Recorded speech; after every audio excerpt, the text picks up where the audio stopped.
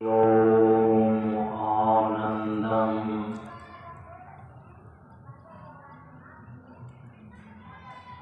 प्रशान्ति जीवन दर्शनम् नमो नारायण नारायणम्। सनातन धर्म के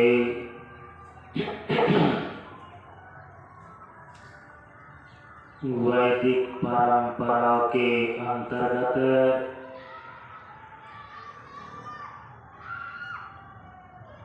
गुरु और शिष्य के बीच एवं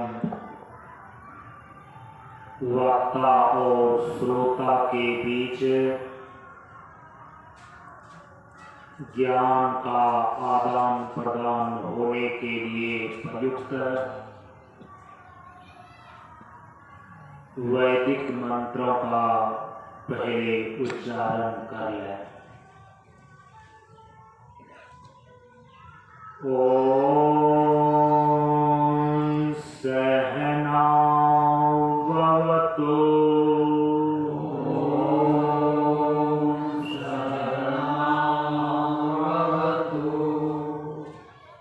सहनौ भुनक्तु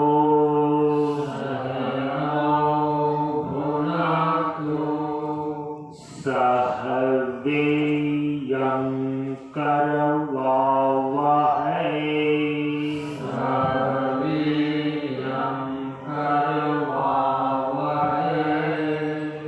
तेजस्विनावधीतमस्तु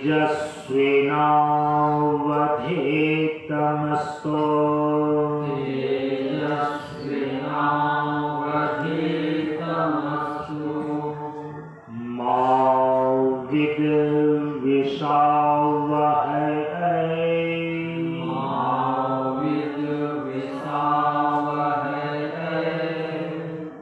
ओम शांति शांति शांति। ओम शांति शांति शांति। असतो मा सद्गमय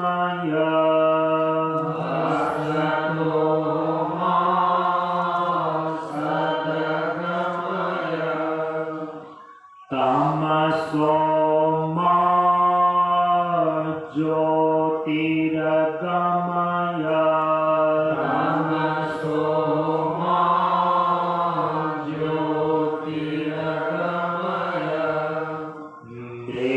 मृत्योर्मा अमृतमगमय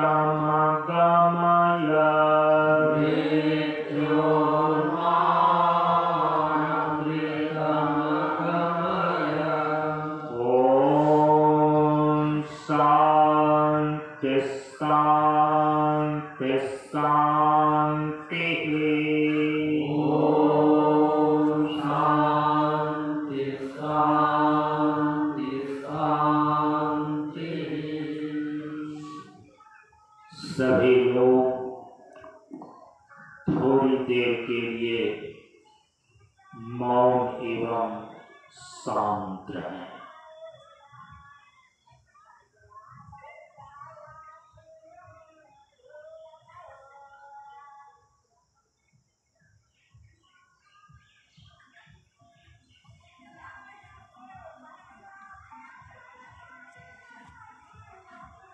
नमो नारायण।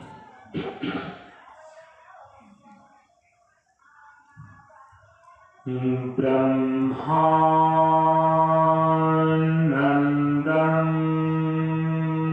परम सुखदं केवलं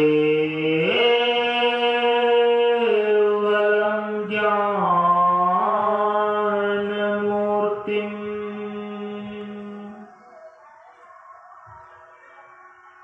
द्वन्द्वातीतं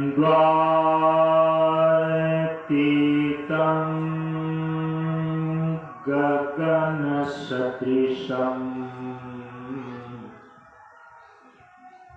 तत्त्वमस्यादिलक्ष्यम् एकं नित्यं विमलम् अचलम् सर्वधी साक्षिभूतम्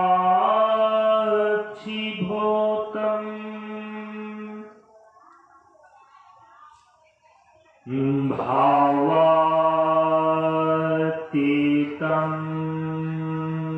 त्रिगुणरहितं सद्गुरुं तं नमामि।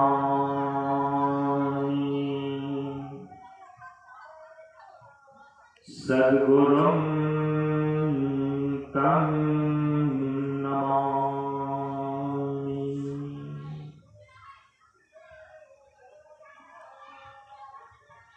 से गुरु चरण स्पर्श अनुभूति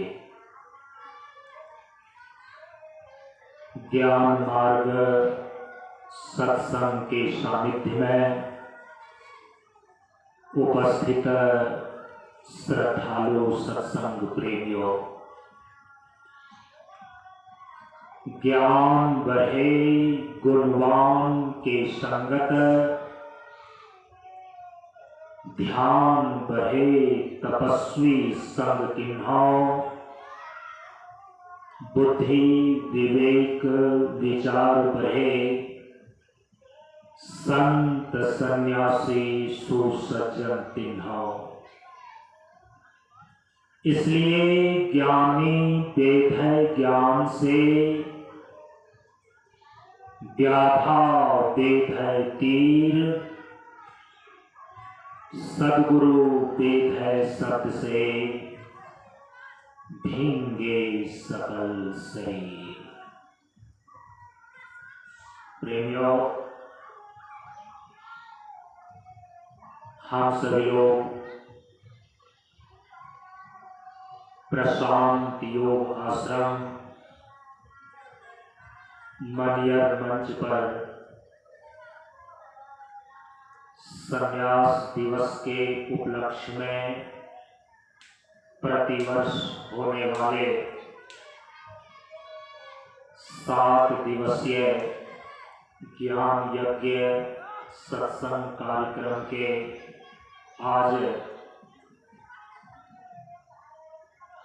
चौथे दिन के सत्संग में उपस्थित हैं। हम सभी लोग पिछले 2 दिन के सत्संग में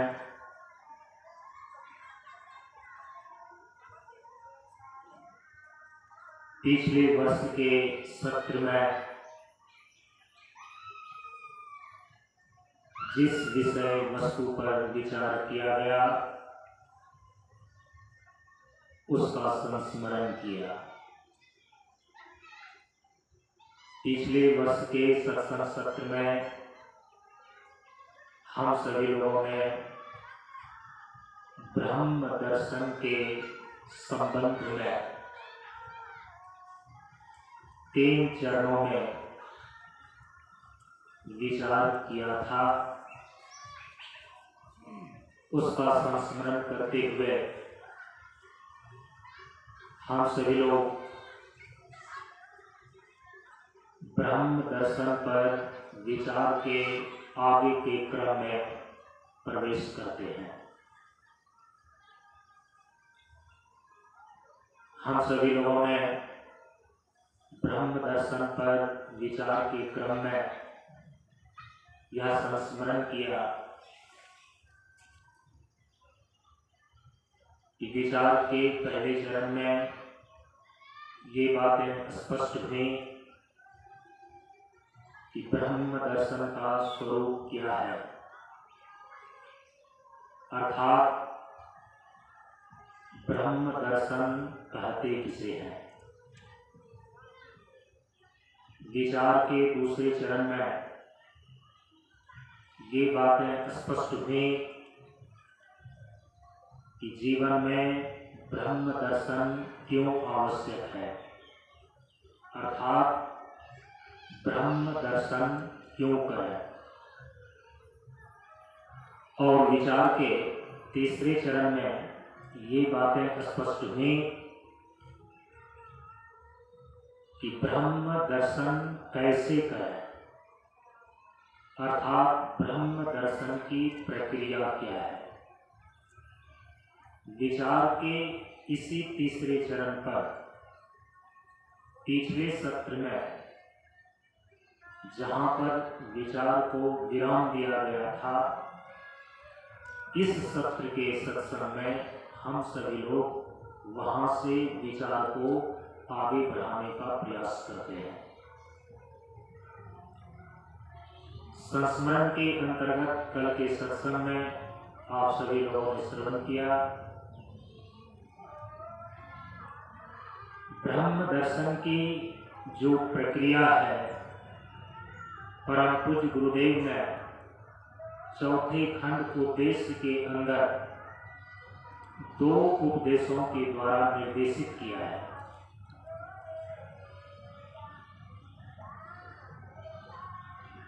दो उपदेशों के द्वारा ब्रह्म दर्शन की जिस 2 प्रक्रिया को परम पूज्य गुरुदेव ने निर्देशित किए हैं,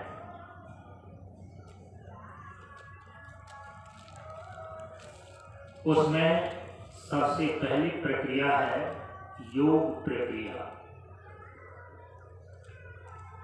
ब्रह्म दर्शन करने की योग प्रक्रिया को प्रदर्शित करने वाला जो उपदेश है चौथे खंड के अंदर, वह उपदेश है कि एकाग्रता और ध्यान देवात्मा और ब्रह्म है। ब्रह्म दर्शन करने की जो दूसरी प्रक्रिया है वो है वेदांत प्रक्रिया, ज्ञान मार्ग। ब्रह्म दर्शन करने की वेदांत प्रक्रिया को प्रदर्शित करने वाला चौथे खंड के अंदर जिस उद्देश्य का निर्देश परम पूज्य गुरुदेव ने किया है, वह उद्देश्य है प्रकृति में पंच तत्वों की विशालता को दर्शाना ही ब्रह्म दर्शन है। भगवान श्री कृष्ण ने भी श्रीमद् भगवद गीता में द्विविधा निष्ठा प्रोक्ता ऐसा कह करके ब्रह्म दर्शन की 2 प्रक्रियाओं का निर्देश किया है। परमात्म तत्व को उपलब्ध करने का, ब्रह्मात्म स्थिति को प्राप्त करने की 2 विधाएं, 2 निष्ठाएं हैं, द्विविधा निष्ठा प्रोक्ता। और उसी 2 विधाओं का, 2 निष्ठाओं का परम पूज्य गुरुदेव ने अपने उपदेश में 2 उपदेशों के द्वारा प्रदर्शित किए हैं। जो ब्रह्म दर्शन करने की पहली प्रक्रिया है योग प्रक्रिया। योग प्रक्रिया के अंतर्गत एकाग्रता और ध्यान के माध्यम से एकाग्रता और ध्यान की पराकाष्ठारूप विवेक ख्याति की स्थिति प्राप्त होती है। विवेक ख्याति के बल पर कोई साधक प्रकृति से विविक्त दृष्टा पुरुष चेतन आत्मा के अपने शुद्ध स्वरूप में अवस्थिति लाभ प्राप्त करता है। योग प्रक्रिया के अंदर ब्रह्म दर्शन की यही स्थिति है। प्रकृति से विविक्त होकर दृष्टा पुरुष चेतन आत्मा का अपने शुद्ध स्वरूप में अवस्थिति लाभ प्राप्त करना ब्रह्म दर्शन है। और कल बता करके आए हैं योग साधना के अंदर जो योग के 8 अंग बतलाए गए हैं, यम, नियम, आसन, प्राणायाम, प्रत्याहार, धारणा, ध्यान और समाधि। समाधि योग का लक्ष्य है। समाधि के 2 रूप होते हैं। समाधि का एक अभ्यास रूप है और समाधि का जो दूसरा रूप है वो है स्थिति रूप। सविकल्प समाधि अथवा संप्रज्ञात समाधि, यह समाधि का अभ्यास रूप है। और जो निर्विकल्प समाधि है और संप्रज्ञात समाधि है, यह समाधि स्थिति रूप है। जब दृष्टा पुरुष चेतन आत्मा त्रिगुणात्मक प्रकृति से विविक्त होकर अपने शुद्ध स्वरूप में अवस्थिति लाभ करता है, इसी अवस्था को बोलते हैं निर्विकल्प समाधि। इसी अवस्था को बोलते हैं असंप्रज्ञात समाधि। योग प्रक्रिया के अंदर योग दर्शन में किसी निर्विकल्प समाधि की स्थिति को कैवल्य कहा गया है, अपवर्ग की सिद्धि कहा गया है।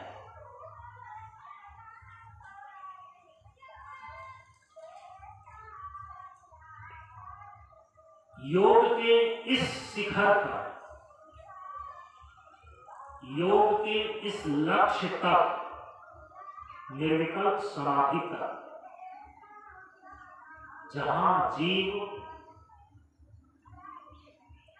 5 कोशों को पार करके अपने शुद्ध स्वरूप में अवस्थित हो जाता है, इस स्थिति को प्राप्त करने के लिए योग साधना के अंदर यम, नियम, आसन, प्राणायाम, प्रत्याहार, धारणा, ध्यान और अभ्यास रूप समाधि, ये 8 अंग निश्चित किए गए हैं।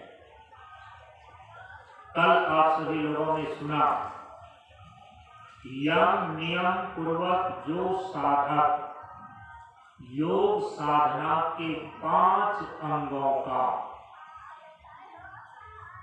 5 अंगों में आसन, प्राणायाम, प्रत्याहार, धारणा और ध्यान,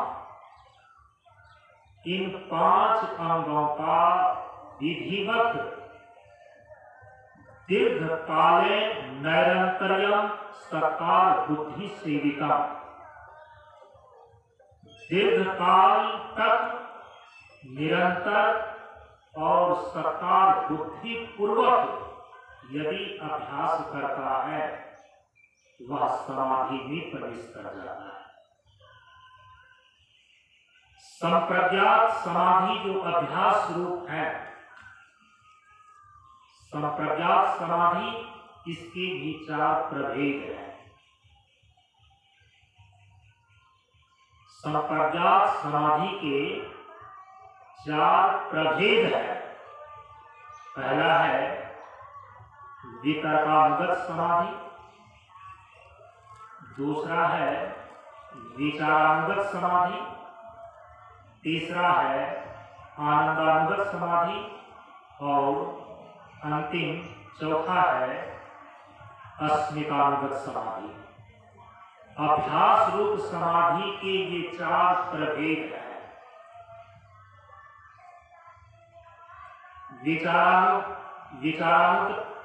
वितर्कानुगत समाधि जो अभ्यास रूप समाधि का पहला प्रभेद है, पहला रूप है, इसमें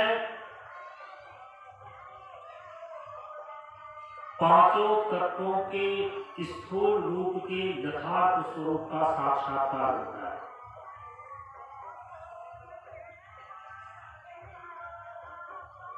जो विचारानुगत समाधि है, विचारानुगत समाधि में साधक को पंच महाभूत के सूक्ष्म रूप के यथार्थ स्वरूप का साक्षात्कार होता है।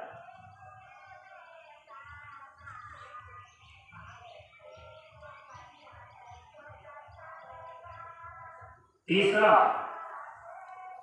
जो आनंदानुगत समाधि है, आनंदानुगत समाधि में साधक को सूक्ष्म पंच महाभूत का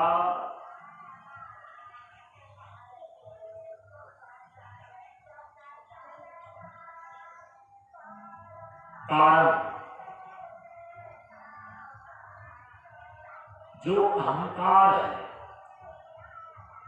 उस अहंकार तत्व का अहम अस्मि वृत्ति के रूप में साक्षात्कार होता है। और चौथा, जो अस्मितानुगत समाधि है, उस अस्मितानुगत समाधि में साधक को अहंकार तत्व का भी कारण, जो महातत्व है, उस महातत्व के यथार्थ स्वरूप का अस्मि वृत्ति के रूप में साक्षात्कार होता है। इस प्रकार से संप्रज्ञात समाधि या कहें कि स्वविकल्प समाधि, जो समाधि का अभ्यास रूप है, उनके ये 4 प्रभेद हैं। प्रकृति के पांचों तत्वों में स्थूल रूप पांचों तत्वों का, सूक्ष्म रूप पांचों तत्वों का और कारण रूप पांचों तत्वों का।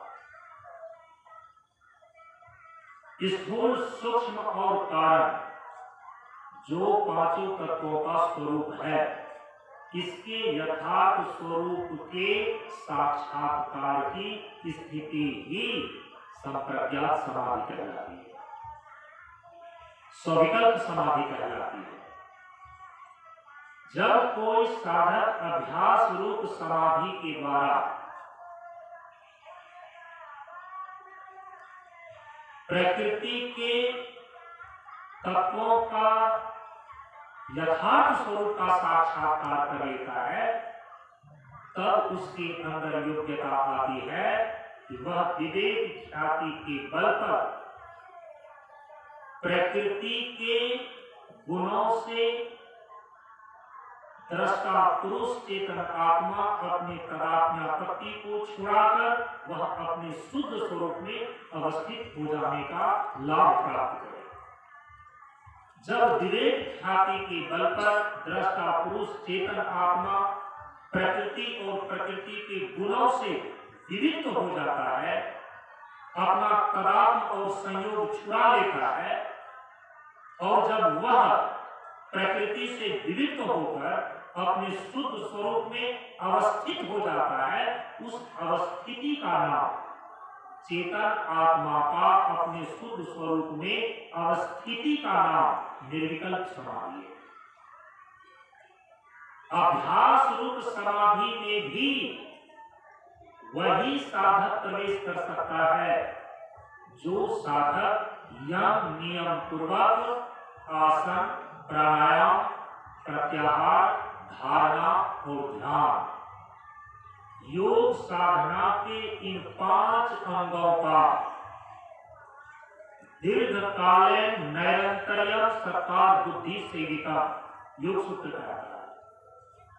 योग साधना के इन 5 अंगों का जो साधक दीर्घ काल तक निरंतर सत्कार बुद्धि पूर्वक अभ्यास करता है, वह अभ्यास रूप समाधि में प्रवेश कर जाता है। और जो अभ्यास रूप समाधि अर्थात संप्रज्ञात समाधि है, स्विकल्प समाधि है, जो इसको साध लेता है, उसी के अंदर यह क्षमता आती है।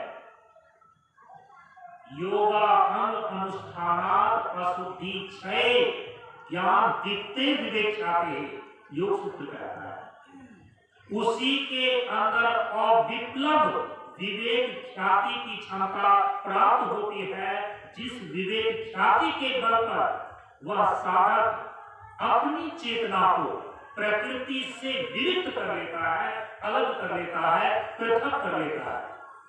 जब जड़ चेतन की ग्रंथि को तोड़ने में, अपनी चेतना को जड़ प्रकृति से अलग करने में विवेक ख्याति के द्वारा कोई साधक समर्थ हो जाता है, तब वह निर्विकल्प समाधि में प्रवेश करता है।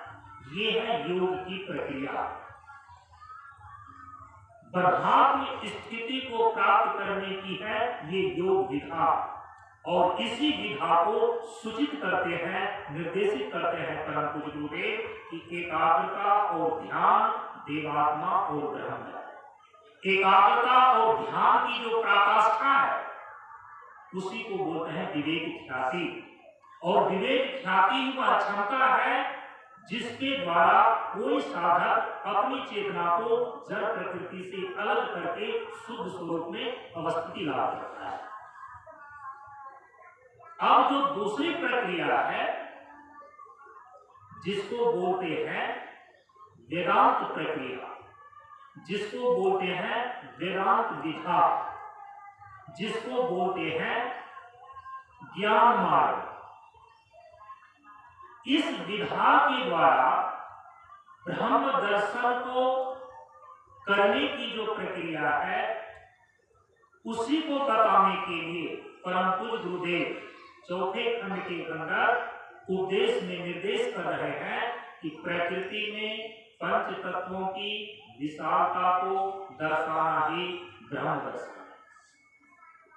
प्रकृति में पंच तत्वों की विशालता को दर्शाने में जो साधक, जो मुमुक्षु सफल हो जाता है, समर्थ हो जाता है, पर कुछ गुरुदेव कहते हैं कि उसका एक ही परिणाम है ब्रह्म दर्शन।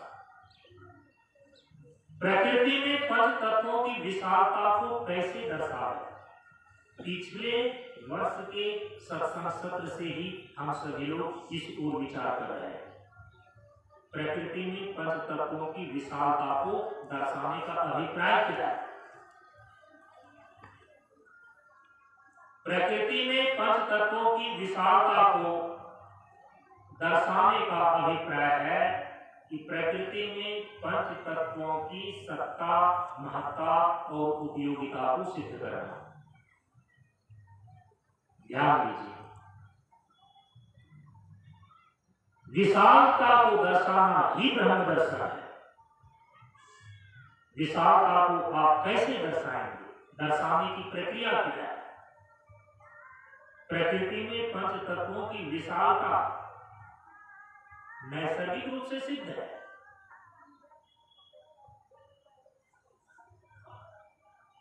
यदि आप सत्य की खोज करते हैं, सत्य का बोध करते हैं, तो क्या जब आप सत्य की खोज कर लेते हैं या सत्य का बोध कर लेते हैं, तो क्या सत्य आविष्कृत हो जाता है? तब वो सत्य तत्व कहीं से आ जाता है क्या? नहीं, वो सत्य तत्व सदैव विद्यमान है। उसका बोध नहीं है, उसकी उपलब्धि नहीं है, विद्यमान का तो सदैव है। तो प्रकृति में पंच तत्वों की विशालता तो सिद्ध ही है नैसर्गिक रूप से, लेकिन परमात्मा ने जीवन और सृष्टि के निर्माण के जो ये 5 तत्व हैं, पृथ्वी, जल, अग्नि, वायु और आकाश, इसका जो निर्माण किया, इसकी जो रचना की, क्यों की, किस प्रयोजन से किया, इसका ज्ञान नहीं है सबको। प्रकृति के 5 तत्वों से आपका जीवन निर्मित है। प्रकृति के 5 तत्वों से ये पूरी सृष्टि बनी हुई है, लेकिन दोनों का संबंध क्या है? प्रकृति के 5 तत्वों के सृष्टि निर्माण का प्रयोजन क्या है, इसका ज्ञान, इसकी जानकारी, इसका बोध सबों को नहीं। इसीलिए प्रकृति में 5 तत्वों की विशालता को दर्शाने का अभिप्राय है कि प्रकृति में 5 तत्वों की जो सत्ता है, प्रकृति में 5 तत्वों की जो महत्ता है, प्रकृति में 5 तत्वों की जो उपयोगिता है, जिस प्रयोजन से ये बनाया गया है, उसको समझना, फिर उसके अनुरूप उसको प्रयोग में लाना, उसका बोध प्राप्त करना, इसी को बोलते हैं प्रकृति में 5 तत्वों की विशालता को दर्शाना, सत्ता, महत्ता और उपयोगिता को सिद्ध करना।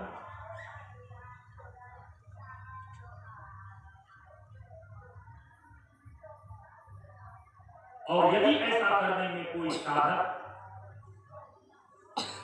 सफल होता है, ऐसा करने में कोई साधक समर्थ होता है, परम पूज्य गुरुदेव उपदेश में कहते हैं कि उसका एक ही परिणाम निकल करके आएगा, ब्रह्म दर्शन। यह उपदेश स्पष्ट कर देता है। इस उपदेश के द्वारा ये बातें बिल्कुल स्पष्ट हो जाती हैं कि प्रकृति में 5 तत्वों की सत्ता, महत्ता और उपयोगिता एकमात्र ब्रह्म दर्शन की है। उसकी सत्ता, उसकी महत्ता और उसकी उपयोगिता एकमात्र ब्रह्म दर्शन के लिए है। यह जानना पड़ता है, यह समझना पड़ता है और यह सीखना पड़ता है कि प्रकृति में 5 तत्वों की जो सत्ता है वह किस रूप में है, प्रकृति में 5 तत्वों की जो महत्ता है वह किस रूप में है, प्रकृति में 5 तत्वों की उपयोगिता जो ब्रह्म दर्शन के लिए है वह कैसे है। इस विज्ञान को जानना, इस विज्ञान को समझना, जानने और समझने का फिर उसके अनुरूप जब आप साधना करते हैं विज्ञान को प्राप्त करके, तो फिर उसका परिणाम निकल करके आता है ब्रह्म दर्शन। एक शब्द में अब आप कह सकते हैं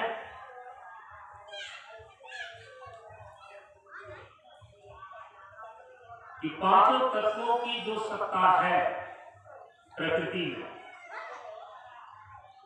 पृथ्वी, जल, अग्नि, वायु और आकाश की, पिछले 2 दिन पहले हम सभी लोग चर्चा करके आए,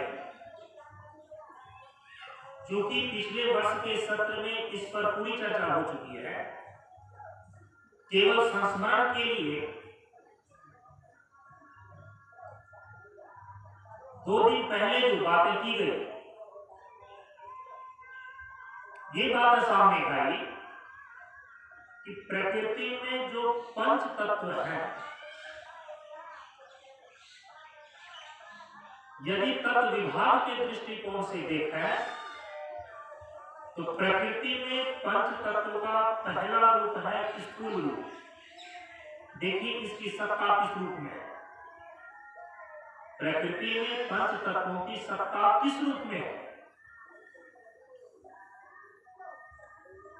स्थूल रूप में पहला, सूक्ष्म रूप में दूसरा, कारण रूप में तीसरा, मौलिक स्वरूप में चौथा।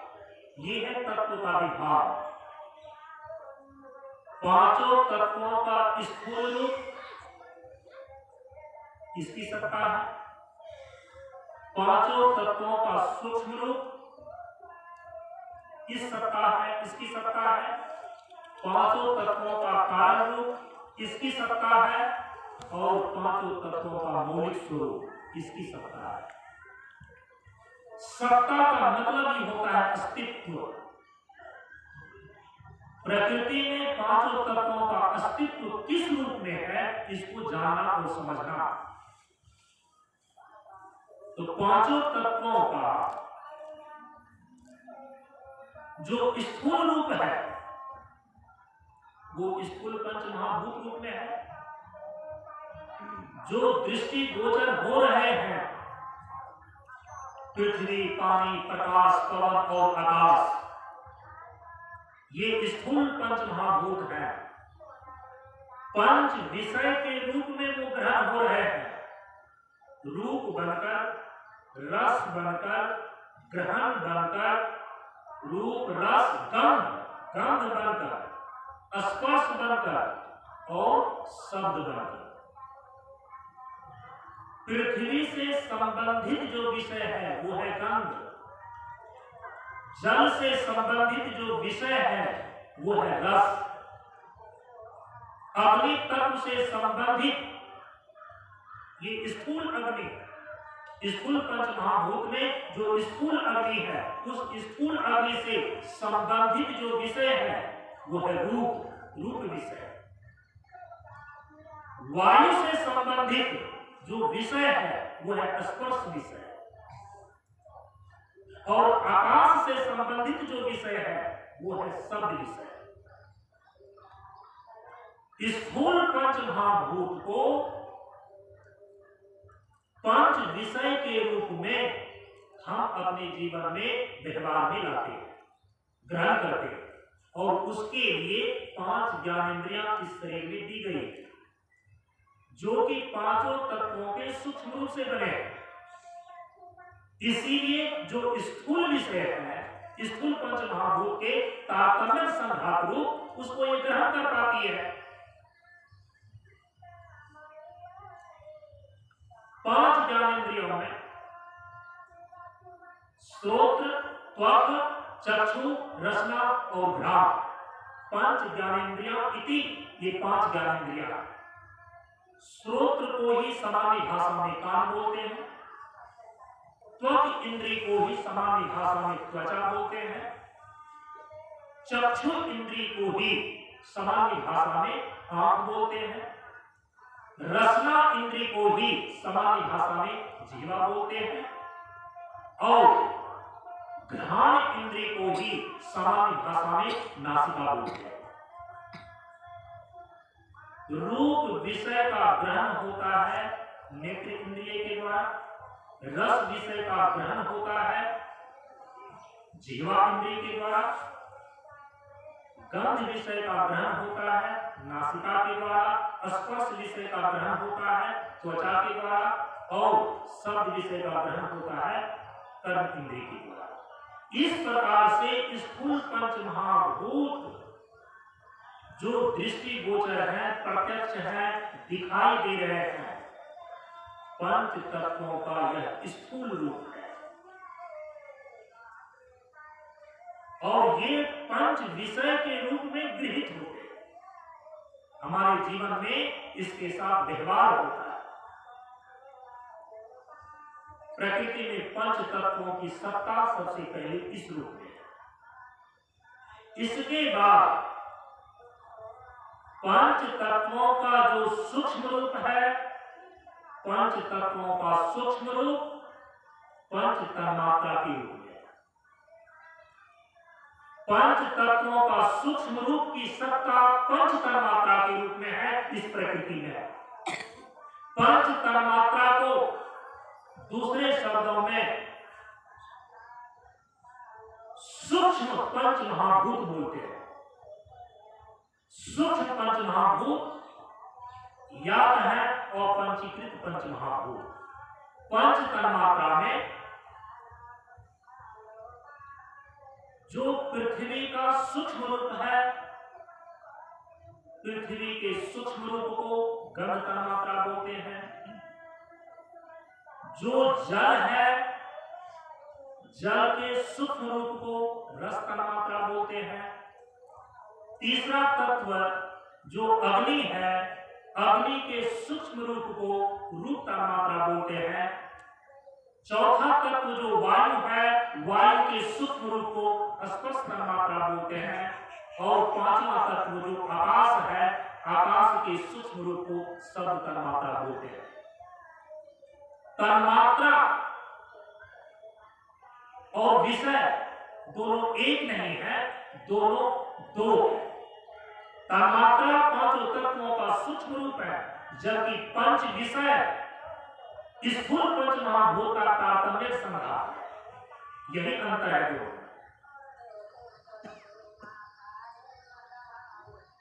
इसीलिए यदि आप तन्मात्रा शब्द को न लगा दें तो वो विषय कहलाते हैं, रूप, रस, गंध, स्पर्श और शब्द। पांच विषय से अलग तन्मात्रा है, इसीलिए रूप तन्मात्रा, रस तन्मात्रा, गंध तन्मात्रा, स्पर्श तन्मात्रा और शब्द तन्मात्रा, ऐसा तन्मात्रा शब्द लगा करके पांचों तत्वों के सूक्ष्म रूप को निर्देशित किया जाता है। तो पांचों तत्वों की जो सूक्ष्म सत्ता है, पांचों तत्वों का जो सूक्ष्म रूप है, वो है पंच तन्मात्रा अर्थात सूक्ष्म पंच महाभूत। वेदांत में, उपनिषद में पंच तन्मात्रा को ही, सूक्ष्म पंच महाभूत को ही अपंचीकृत पंच महाभूत बोलते हैं। और पिछले दिन बता करके आए हैं कि अपंचीकृत पंच महाभूत का अर्थ होता है कि पांचों भूतों की ऐसी अवस्था, पांचों तत्वों की ऐसी अवस्था जब वो पांचों में मिले हुए नहीं होते। तन्मात्रा शब्द का अर्थ ही होता है तन्मात्र बराबर तन्मात्र। संस्कृत में न जो है वो तो में परिणत हो जाता है संस्कृत सूत्र के अनुसार से। तो तन्मात्र का अर्थ होता है तन्मात्र, संधि विच्छेद करें तो तन्मात्र का संधि विच्छेद होगा तत् जोड़ मात्र।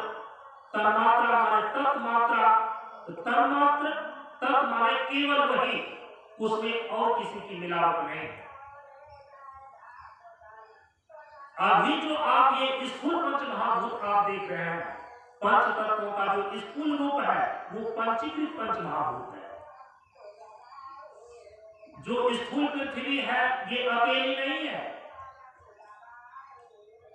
स्थूल पृथ्वी में पृथ्वी की प्रधानता है और उसमें शेष चार भी मिले हुए हैं।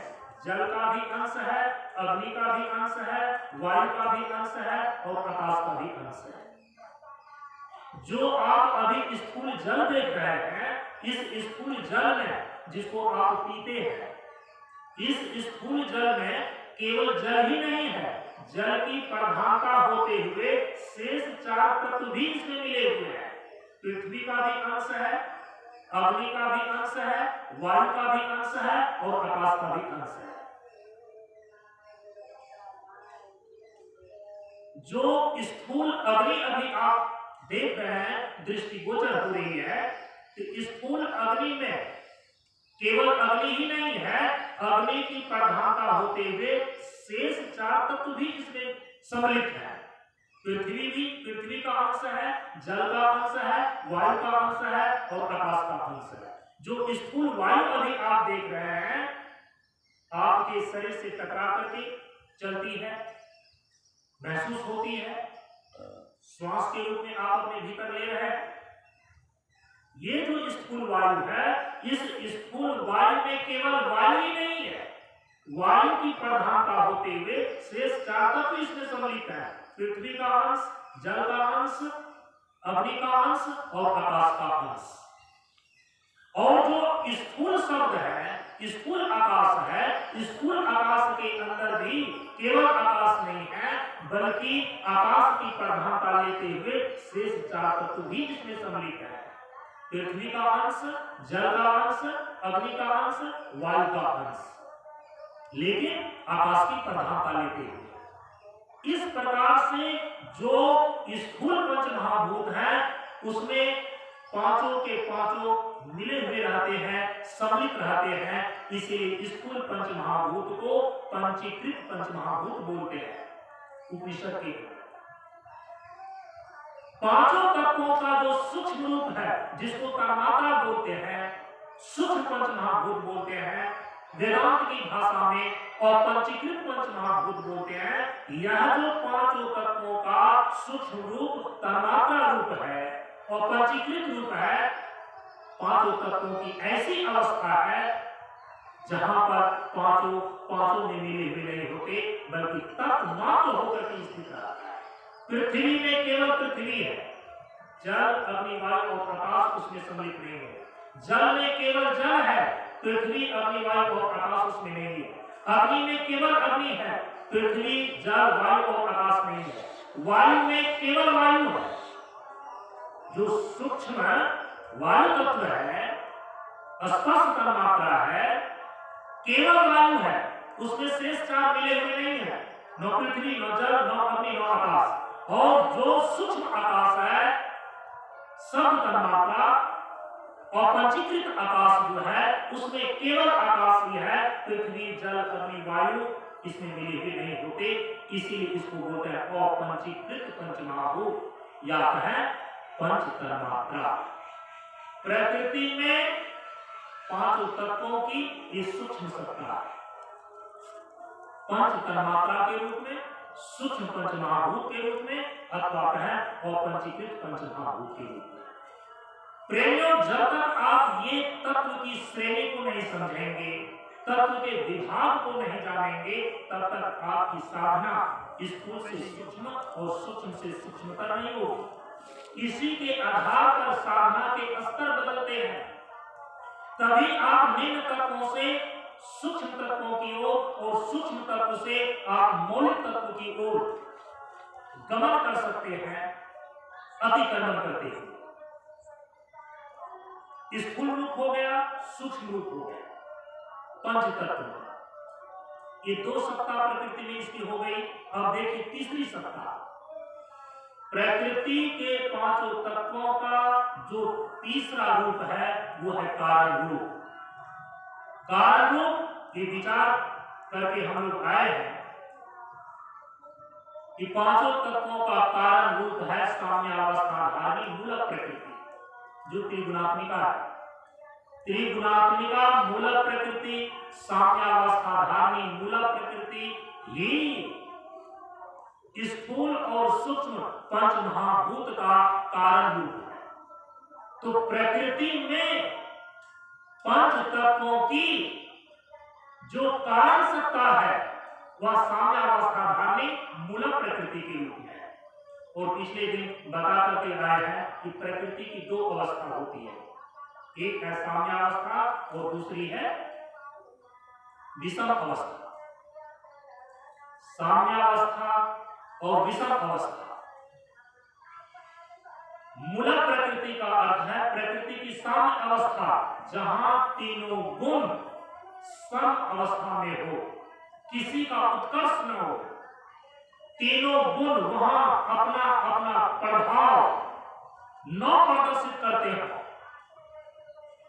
बल्कि तीनों समतुल्य होकर के, निष्क्रिय होकर के स्थिति रूप में हो, तब उसको बोलते हैं साम्यावस्थाधारी मूलक प्रकृति।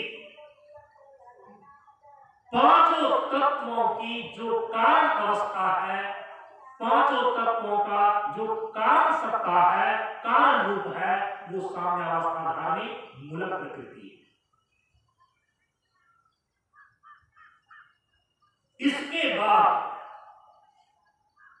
पांचों तत्वों का कारण से परे, यहां पर एक बात है और ध्यान में ले लें, जब कारण बोलते हैं तो दार्शनिक धरातल पर कारण के साथ एक शब्द प्रयोग किया जाता है, कार्य। साम्यावस्थाधारी मूलक प्रकृति एक कारण रूप है, सूक्ष्म पंच महाभूत और स्थूल पंच महाभूत ये कार्य रूप है। पांचों तत्वों में जो स्थूल पंच महाभूत है ये स्थूल कार्य कहलाते हैं। पांचों तत्वों का जो सूक्ष्म रूप है पंच तन्मात्रा के रूप में ये सूक्ष्म कार्य कहलाते हैं। तो एक स्थूल कार्य है, दूसरा सूक्ष्म कार्य है। स्थूल पंच महाभूत स्थूल कार्य है, पंच तन्मात्रा सूक्ष्म पंच महाभूत सूक्ष्म कार्य है। इस दोनों का जो कारण है वो मूलक प्रकृति साम्यावस्था धारणी मूलक प्रकृति है। कार्य और कारण के परे, कार्य और कारण के परे प्रकृति पार प्रभु सबकी उर्वास है। कार्य और कारण के परे परमात्मा की सत्ता है, प्रभु की सत्ता है। प्रकृति पार प्रभु, तो कार्य और कारण जो प्रकृति है इसके परे जो तत्व की सत्ता है वही परमात्मा तत्व कहलाता है, उसी को ब्रह्म बोलते हैं।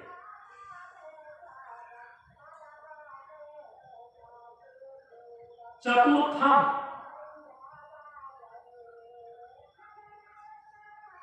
चतुर्थम चौथी अवस्था, पांचों तत्वों से वृष्टि धरातल पर जो शरीर का निर्माण हुआ है, क्षिति जल पावक गगन समीरा पंच रचित सकल शरीर, तीन शरीर निर्मित है पांचों तत्वों से, स्थूल शरीर, सूक्ष्म शरीर और कारण शरीर। प्रकृति के स्थूल पंच महाभूत से स्थूल शरीर का निर्माण हुआ, प्रकृति के सूक्ष्म पंच महाभूत से सूक्ष्म शरीर का निर्माण हुआ है, प्रकृति के पांचों तत्वों के कारण रूप से कारण शरीर का निर्माण हुआ।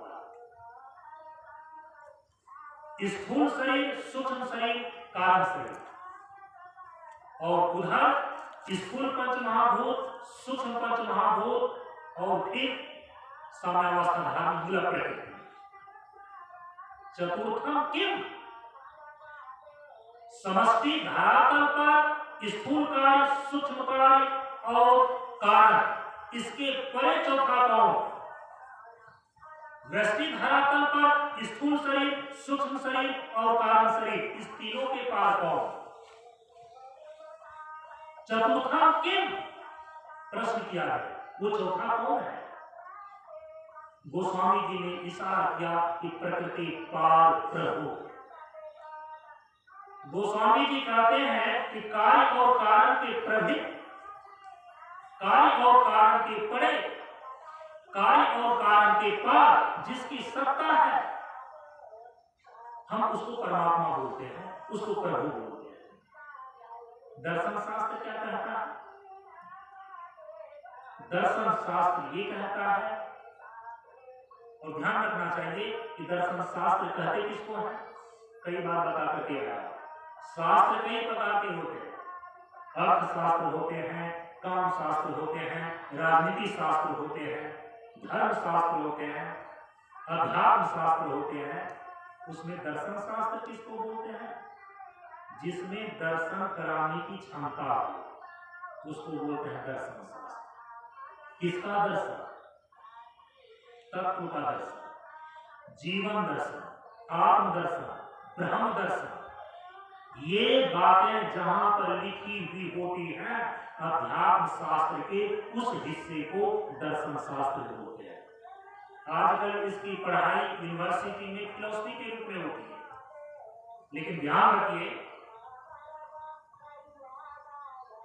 यूनिवर्सिटी में, कॉलेज में जो आपको फिलॉसफी पढ़ाए जाते हैं उसका नाम भी दर्शन शास्त्र ही है, लेकिन वहां की पढ़ाई में और अध्यात्म शास्त्र में जो दर्शन शास्त्र है उसके अवबोध में धरती आसमान का फर्क है। श्रोत्रिय ब्रह्मनिष्ठ सदगुरु के सानिध्य में जब आप ब्रह्म आत्मा जीव और ईश्वर के यथार्थ स्वरूप का श्रवण करते हैं, मनन करते हैं, निधिध्यासन करते हैं, तब इतना मिलाकर के कहलाता है दर्शन शास्त्र। दर्शन शास्त्र परम पूज्य गुरुदेव ने अपने प्रवचन में कहा है कि सभी प्रकार के ज्ञानों का केंद्र वेद है।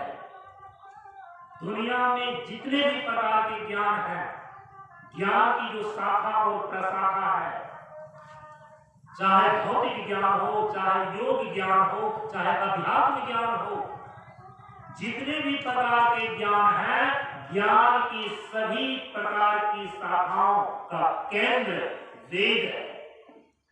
और वेद में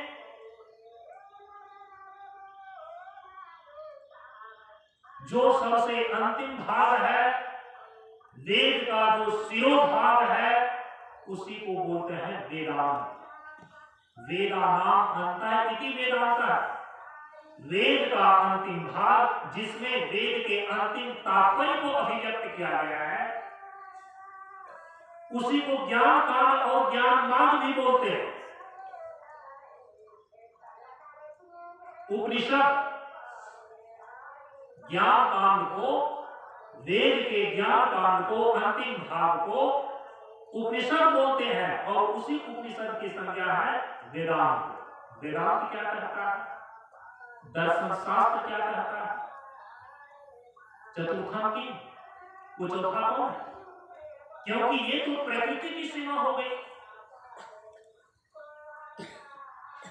समष्टि धरातल पर देखें, स्थूल पंचमहाभूत, सूक्ष्म पंचमहाभूत और साम्य अवस्थाधारी पूरा प्रकृति। ये तो प्रकृति की सीमा हो गई, ये तो प्रकृति का क्षेत्र हो गया। इस तीनों के परे चतुर्थम किम, चौथा किसकी सत्ता है? वो चौथा कौन है? व्यष्टि धरातल पर देखा तो स्थूल शरीर, सूक्ष्म शरीर और कारण शरीर, इस तीनों शरीर से पार चतुर्थम किम, वो चौथा कौन है? उपनिषद कहता है, ध्यान दीजिए, कार्य कारणातीत चतुर्थम ब्रह्मेति। ब्रह्मोपनिषद में ये बातें स्पष्ट कर दी गई कि प्रकृति के जो ये दो रूप हैं, कार्य और कारण, कार्य के भी दो रूप, स्थूल कार्य और सूक्ष्म कार्य। तो स्थूल कार्य, सूक्ष्म कार्य और तीसरा साम्यावस्थाधारी मूल प्रकृति कारण रूप, ये तीन हो गए। इस तीन के पार चतुर्थम के, एक प्रकृति की सत्ता के परे जो चौथी सत्ता है, वो चौथी सत्ता कौन है?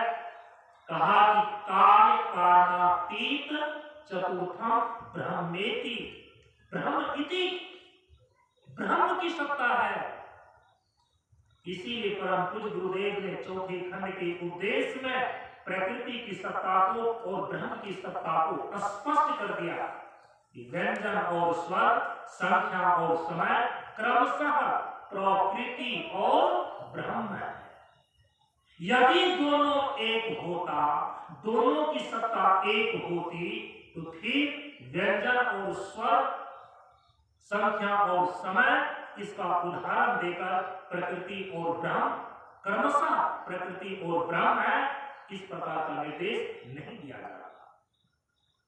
व्यंजन और स्वर की भांति क्रमशः प्रकृति और ब्रह्म की सत्ता है। प्रकृति पार चतुर्थम किम, उपनिषद कहता है कि प्रकृति पार, प्रकृति कार्य रूप में और कारण रूप में, तो कार्य कारणातीत चतुर्थम ब्रह्मेति, प्रकृति पार तो ब्रह्म की सत्ता है। समष्टि धरातल, व्यष्टि धरातल पर स्थूल शरीर, सूक्ष्म शरीर और कारण शरीर, इन तीनों शरीरों के पार चतुर्थम किम। यदि अवस्था की दृष्टि से विचार किया जाता है, साधना की दृष्टि से विचार किया जाता है, समाधि के अभ्यास की दृष्टि से विचार किया जाता है, तो कहा कि चतुर्थम तुर्यम अस्ति। जो चौथी अवस्था है वो तुर्य है। और तुर्य का अर्थ ये होता है चौथा। तीन अवस्था की अपेक्षा इससे विलक्षण, इससे पार होकर चेतना की जो विशुद्ध अवस्था घटित होती है, तुर्यम मन्यते, वो तुर्य अवस्था है। चतुर्थम मन्यते, वो चौथी अवस्था है। तीन अवस्था कौन कौन है? जागृत अवस्था, स्वप्न अवस्था और सुषुप्ति अवस्था। और आप सभी लोगों को मालूम है, जागृत अवस्था स्थूल शरीर की प्रधानता से है, स्वप्न अवस्था सूक्ष्म शरीर की प्रधानता से है, और सुषुप्ति अवस्था कारण शरीर की प्रधानता से है। इस प्रकार से तीनों शरीर के परे चतुर्थम किम, यदि सत्ता के दृष्टिकोण से कहें तो कहा कि चतुर्थम आत्मा मन्यते।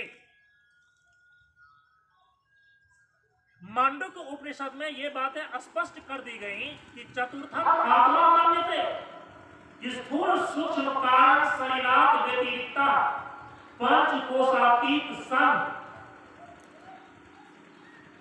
स्थूल सूक्ष्म कारण शरीर से पृथक और पांच कोशों से परे, इसके बाद जो चतुर्थ तीन शरीर के पार जो चौथी सत्ता है, आत्मा मन्यते, वो तो आत्मा की सत्ता है। व्यष्टि धरातल पर तत्व के रूप में उसको आत्मा कहा जाता है और अवस्था के रूप में तुर्य अवस्था कहलाती है। समष्टि धरातल पर स्थूल सूक्ष्म और कारण, स्थूल पंच महाभूत, सूक्ष्म पंच महाभूत और साम्य अवस्था धारी मूला प्रकृति कारण रूपा, इस तीनों के परे जो चौथा है, तो कार्य कारणातीत चतुर्थम ब्रह्मेति, वो तो ब्रह्म की सत्ता है। तो ब्रह्म और आत्मा व्यष्टि धरातल पर जिस विशुद्ध तत्व को जो तीनों शरीर से परे है आत्मा बोलते हैं, समष्टि धरातल पर प्रकृति के तीनों गुणों से परे जो निर्गुण तत्व है उसको ब्रह्म बोलते हैं। इसीलिए अयम आत्मा ब्रह्म, यह आत्मा ही ब्रह्म है। जो विशुद्ध चैतन्य है, निर्गुण निराकार तत्व है, जो तीनों शरीर से परे प्रत्यक्ष आत्मा के रूप में है, उसको आत्मा बोलते हैं। और समष्टि धरातल पर तीनों गुणों के परे, प्रकृति के परे जो निर्गुण निराकार की सत्ता है, उसको ब्रह्म बोलते हैं। इसलिए यदि आप तत्व विभाग के अंतर्गत यदि तत्व के इस सत्ता, तत्व की सत्ता को इस रूप में आप समझते हैं, इस प्रकार का आप विवेक करते हैं, इस प्रकार का आपको विज्ञान प्राप्त होता है, फिर इसी के अनुरूप आपकी साधना चलती है। इसको बोलते हैं प्रकृति में पंच तत्वों की सत्ता को समझना। प्रकृति में पंच तत्वों की सत्ता को अपने भीतर जानना, फिर इसकी महत्ता को कई रूप में, लेकिन मैं थोड़ा सा आपको परम पूज्य गुरुदेव पंच तत्वों पर प्रवचन के दरमियान में जो इसकी महत्ता को दर्शाते थे, मैं उसको एक कोटेशन के द्वारा प्रदर्शित करता हूं। आप लोगों ने सुना है पृथ्वी तत्व की महत्ता, जल तत्व की महत्ता, अग्नि तत्व की महत्ता, वायु तत्व की महत्ता, आकाश तत्व की महत्ता। व्यवहारिक दृष्टिकोण से ही यदि देखें, क्योंकि जब तक व्यवहार सिद्ध नहीं होता तब तक परमार्थ सिद्ध नहीं होता। व्यवहार की शुद्धि से परमार्थ की शुद्धि होती है। व्यवहारिक धरातल पर ही यदि विचार करके देखें तो पांचों तत्वों की महत्ता इस रूप में सिद्ध होती है। पृथ्वी तत्व की महत्ता, पृथ्वी तत्व का बना ये पुतला हार मांस और चाम है। जब तक है ये जीवन कहलाता सुमिरन करता रहेगा।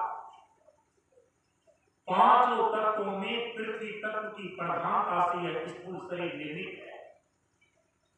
पृथ्वी तत्व का बना ये पुतला हार मांस और चाम है। जब तक है ये जीवन कहलाता, जब तक यह स्थूल शरीर बना है, जब तक स्थूल शरीर बरकरार है, तब तक जीवन कहलाता, सुमिरन करता हरिनाम।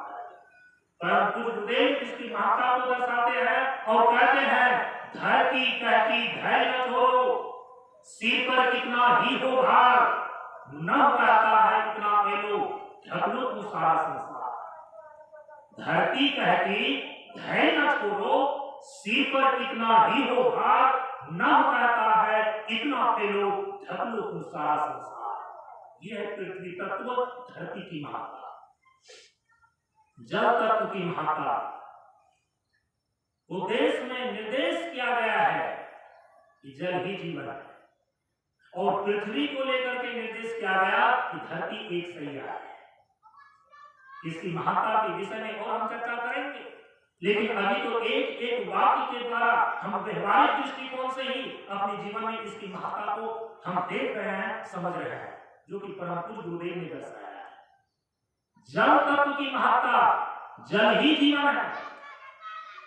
जल की शीतलता, वातावरण की आर्द्रता और स्वभाव की कोमलता ही जीवनी शक्ति है, इसलिए जल ही जीवन है। जल ना होता जगत में तो जल मरता संसार, आग लगती आकाश में चुई चुई कर देता है। जहां जल नहीं है वहां धरती,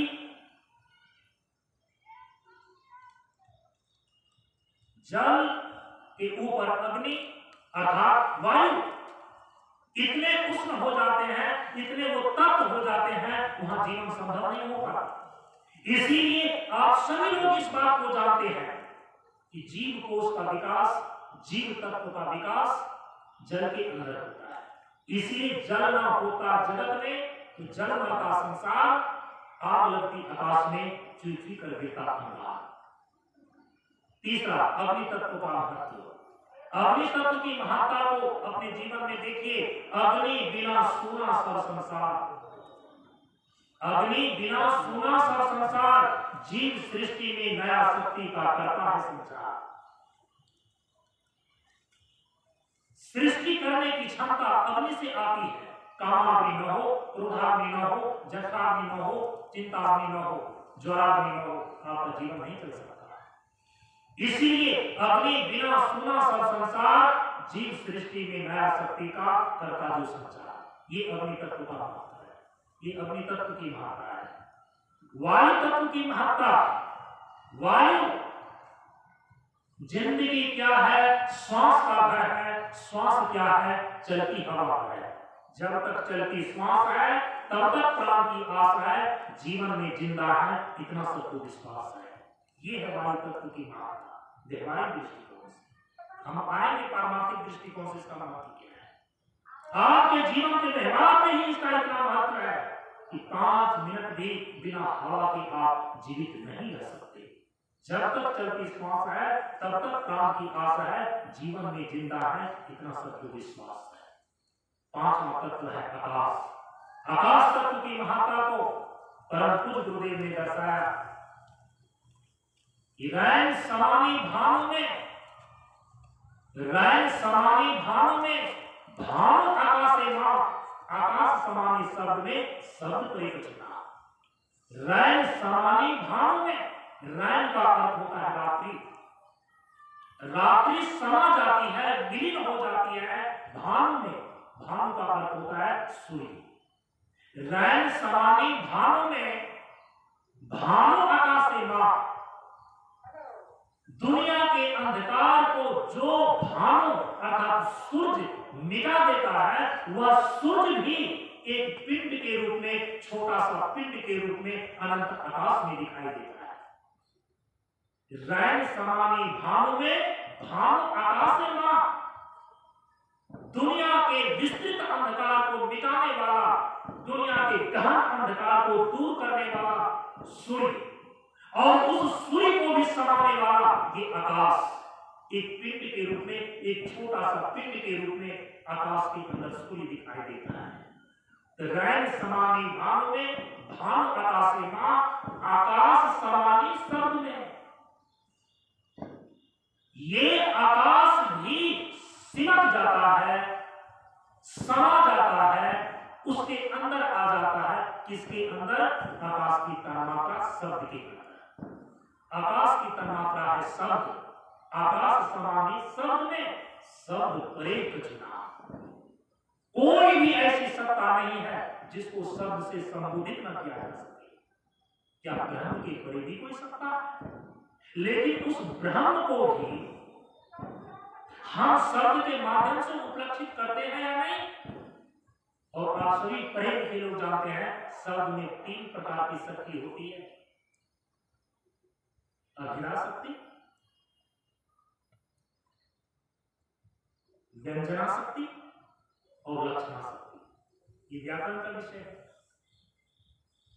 10वीं क्लास में भी पढ़ाई जाती है।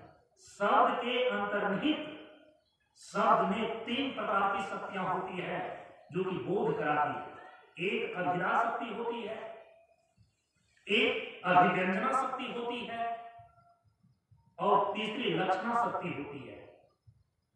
वे वस्तु, वे तत्व जहां पर सीधे शब्द की साक्षात गति नहीं होती, लेकिन शब्द अपनी लक्षणावृत्ति के द्वारा उसको उपलक्षित कर लेती है। उपनिषद कहता है कि मन की भी गति ब्रह्म तक नहीं है, इंद्रियों की गति ब्रह्म तक नहीं है। प्रकृति के अंदर आकाश, आकाश की तन्मात्रा शब्द और ब्रह्म की सत्ता को प्रकृति के परे है। तो फिर आकाश की तन्मात्रा शब्द भी ब्रह्म तक कैसे जा सकता है? तो फिर ब्रह्म का बोध कैसे होगा? इसका समाधान निकाला है कि शब्द की साक्षात गति परम तत्व ब्रह्म तक नहीं है, किंतु शब्द में जो लक्षणा शक्ति होती है, शब्द में जो लक्षणा वृत्ति होती है, उस लक्षणा वृत्ति के द्वारा जहां तक शब्द की साक्षात गति नहीं हो सकती है, ऐसे ब्रह्म तत्व को भी उपलक्षित कर लिए जाते हैं, संबोधित कर लिए जाते हैं। इसी तथ्य को परम पूज्य गुरुदेव यहाँ पर है शब्द परे कछुना। शब्द की जहां तक साक्षात गति नहीं है, तो शब्द अपनी लक्षणा वृत्ति से उसको उपलक्षित कर देता है ब्रह्म तत्व तक को। इस प्रकार से प्रेमियों, व्यवहारिक जीवन में ही 5 तत्व की जब इतनी महत्ता है, तो पारमार्थिक दृष्टिकोण से 5 तत्वों का जो मौलिक स्वरूप है वह ब्रह्म ही है। इसीलिए जो इनके स्थूल रूप, सूक्ष्म रूप और कारण रूप को समझता है, इसकी साधना करता है, तो 5 तत्वों का जो मौलिक स्वरूप ब्रह्म है उसका दर्शन प्राप्त होता है, वहां तक वो पहुंच जाता है। इसीलिए परम पूज्य गुरुदेव कहते हैं कि प्रकृति में 5 तत्वों की विशालता को दर्शाना ही ब्रह्म दर्शन है। अपनी वाणी को आज यहीं पर विराम देते हैं। इस चर्चा को अगले दिन के सत्संग में फिर आगे बढ़ाते हैं। आज इतना।